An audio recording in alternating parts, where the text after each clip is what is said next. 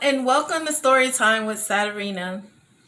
It's February, it's Black History Month, and I thought it would be a great idea to do 28 days of Black History facts. I've chosen two books that I'll be doing my Black History facts from. Little Leaders, Bold Women in Black History, and Little Legends, Exceptional Men in Black History. I chose to do this because many of our children today do not know about some of the African Americans that created history, American history, and were great leaders and bold women and exceptional men. And so I thought I would share some of these fun facts with you. So we're going to start with the women. And I also would like to tell you a little bit about the author who wrote these two books. Her name is Vashti Harrison. Very beautiful African American woman. And she's an artist and filmmaker with a passion for storytelling. She earned her MFA in film and video from California Institute of the Arts, where she stuck into animation and illustration classes to learn from Disney DreamWorks legends. There she rekindled a love for drawing and painting. Now she uses her love of both film and illustration to craft beautiful stories for children. Let's get started with our first African American fact. This one is going to be on Phyllis Wheatley. She was born in the year of 1753, and she died in the year of 1784. Phyllis's literary skills were apparent early on. She published her first story when she was only about 14 years old. For anyone, this would be a major feat. But Phyllis was a slave, so it was truly unique. Her original name, date, birth, exact birthplace are all unknown. When she was only 8 years old, she was taken from her home in Africa and sold to a trader, then transported across the Atlantic to Boston, Massachusetts, aboard a ship named the Phyllis. She was then resold to a man named John Wheatley, who purchased her to be a personal servant to his wife. The Wheatleys soon recognized her intelligence and began to nurture it. They taught Phyllis everything from theology to mythology, an education that was rare for a woman and nearly unheard of for a woman of color. With the family's backing, she traveled to England and published her first book, poems on various subjects, religious and moral. She was the first African American woman poet ever to be published.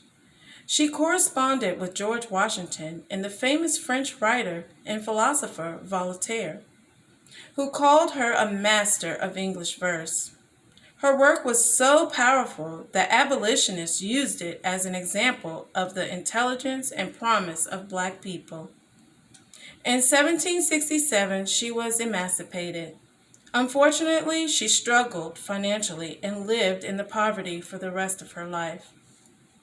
She received a great deal of praise during her lifetime, but validation from the white society was unheard of for her to be successful. It never came. She continued writing, but was not able to find a publisher in America. Her natural talent and body of work lived on as a fundamental contribution to American literature. Phyllis Wheatley, a great African American woman in our Black history. Now I'm going to read about our exceptional men in Black history. Okay? And the first exceptional man is Benjamin Banneker. He was an inventor and a farmer. He was born the year of 1731 and he died in the year of 1806. Although Benjamin attended school for only a few years before working on his father's farm, he loved to read and study. He became so good at math that people came from all around Maryland to test him with questions. They were amazed at how quickly he answered them. He would ask math questions to writing them as poems. Benjamin wanted to use his abilities to help people. At the age of 15, he created an irrigation system that kept water flowing to his farm crops. It was so effective that even during droughts, the Benneker's farm flourished. In 1753, he became fascinated with a friend's watch. Watches were rare at that time, and his friend let him borrow it.